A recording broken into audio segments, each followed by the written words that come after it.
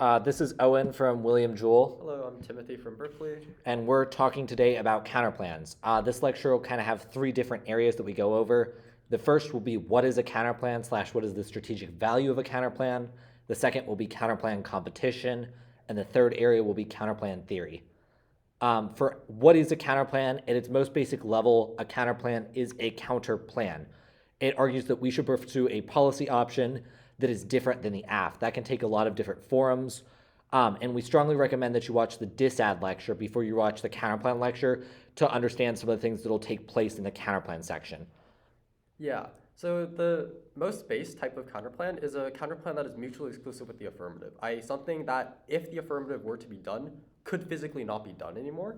This provides a strict opportunity cost to the AF. So as an example, if for some reason, I have no idea why, but if for some reason we could only get either a fish or a dog, and the affirmative plan was to get a dog, a potential counterplan would be, well, we should get a fish.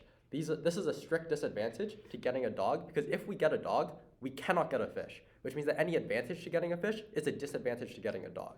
And thus, the counterplan works. The second broad category of counterplan, which is much broader and encompasses generally most counterplans, is counterplans that are not mutually exclusive with the affirmative. These are also opportunity costs, but imagine we remove the restriction that the plan and the counterplan are mutually exclusive. I.e., if there was no longer a restriction that we could either get a dog or get a fish, but we could just do whatever we wanted, then getting a fish is still a valid counterplan that we can read against getting a dog, but it's not offensive in the way that we could always get a dog and also get a fish, so any advantage to getting a fish is not a disadvantage to getting a dog. However, getting a fish could potentially resolve some of the problems with getting a dog, or some of the problems with not getting a dog, while also not having any of the problems of getting a dog. For example, if we were trying to get a dog to forestall loneliness, but dogs also have fur, getting a fish might be a valid counterplan in order to also forestall our loneliness, but not have to trigger our allergies or something. It's also important to note that counterplans attempt to solve some or all of the AF. That is a really important point because the counterplan does not have to solve the entirety of the affirmative case. An example of this would be you might read a counterplan that solves the advantage 1 of the AF, but doesn't solve advantage 2 because you read a disad against advantage 2. There are also several types of counterplans. The type that I just talked about, a counterplan that would solve some of but not all of the AF, is called an advantage counterplan. It attempts to solve for an advantage. Another type of counterplan would be an actor counterplan, where you change the actor of what does the AF. So for example, the affirmative might argue that the United States federal government should do something, but you might argue that the United Nations should do something, and you'd read a disad about why the US doing the action would be bad. These are several different types of what counterplans are and the strategic value of reading different counterplans. Now let's go on to our second area, which is counterplan competition. As for counterplan competition, the main argument that affirmatives make against counterplans is the perm. To find out more about perms and what they are from an affirmative point of view, we recommend you go watch the affirmative strategy lecture. But the important thing is that the negative, if the affirmative wins the perm, will lose. A perm argues that we can do both the affirmative and the negative's counterplan at the same time or some combination that mean that they're not mutually exclusive. That means as the negative, we want to read disads. The disads are the reasons why the perm doesn't work.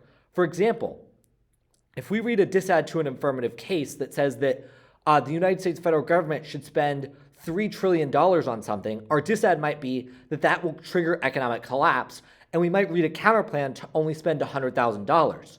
If the affirmative then reads a perm saying that we can spend both the $100,000 and the $3 trillion, that would still link to our disad that says that spending an extreme amount of money like $3 trillion would be bad.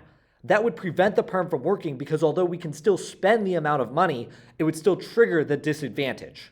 Yeah, so one way that you can view the permutation, or the counterplan in context of the permutation, is as a change in the uniqueness of the debate. I.e., in general, without a counterplan, a debate would just be the AF against the status quo. But with a counterplan, the debate local to the permutation becomes the affirmative and the counterplan against the counterplan, i.e. the status quo becomes one in which the counterplan was implemented. Thus, as my partner said, it's really important to have independent disadvantages to the affirmative when reading a non-mutually exclusive counterplan.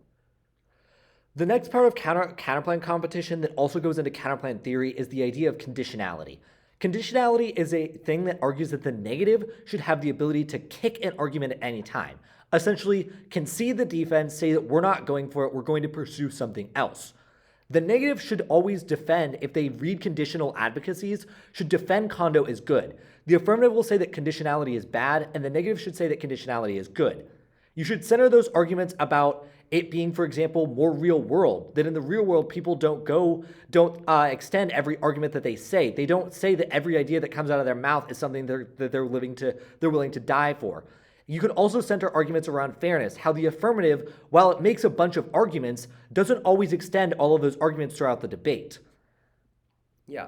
Generally, conditionality is something that is extremely strategic for the negative to have access to, because one of the biggest advantages of the negative side in parliamentary debate is the existence of the block. I.e., every argument that you make in the LOC and every argument that you reserve the right to collapse to in the block is a potential 12 minutes of offense that you could be reading against the affirmative, which means that simply having more collapses, i.e. the liberty to just kick out of the counterplan and does not have to deal with any time that the MG had to spend on it, is really strategic for the negation, hence why condo is a thing that people want to do. The final area is counterplan theory. Counterplan theory is an argument that's read by the affirmative, oftentimes in the MG, that says that certain types of counterplans are unfair. Now, these go for several different reasons, but some examples that we'll talk about today are picks, which is where the negative would read a counterplan that would pick out of something. It would say we should do all of the AF except for this part, and consult, which is a counterplan that the negative reads, oftentimes in foreign policy debates, that argues that the country and the resolution, oftentimes the United States, should consult somebody before it does the AF. Yeah, all of these types of counterplans, quote-unquote cheater counterplans that the affirmative will generally complain about, are different ways of isolating differences, small differences, between the affirmative and the negative, such that the negative doesn't have to defend the entirety of the status quo, or that the entirety of the affirmative is bad, but only has to win that a small subpart portion of the affirmative is bad, which they isolate through reading a counterplan that enacts the rest of the plan that they don't want to have to debate about. It's important to note that just like condo, there are a bunch of different ways that you can answer counterplan theory. But it's really important to know that when you read certain types of counterplans, that the affirmative is likely to get up and say that these counterplans are illegitimate. It's also important to have robust defenses of these things. We'll go over a little bit here on these different sections, but I imagine that there will be other theory resources that will go more in depth on how to debate counterplan theory. Yeah, so some justifications, for example, picks being good, are that, first of all, they allow for more depth of debate over breadth of debate, i.e. they allow us to isolate into a specific aspect of a policy bill and have a 40 or whatever minute debate on that specific aspect. One might also argue that picks are real world, i.e. policymakers, if they have a policy, they might try to suggest small modifications to it. Foregoing the ability to suggest small modifications to a policy results in bad policy, because then you end up with not optimal policy. Hence why a pick is a legitimate counterplan. It is a reason to reject the affirmative. It is just that theoretical arguments might tell you that this is unfair or uneducational, i.e. a bad thing for you to do, not necessarily a non-negating thing for you to do. As for consult counterplans, the affirmative will likely say that consult counterplans are illegitimate for a variety of reasons. The answers to these are, I think, pretty simple. A very good argument is that it's real world, that oftentimes in the real world, for example, the United States would consult its allies before it makes major decisions.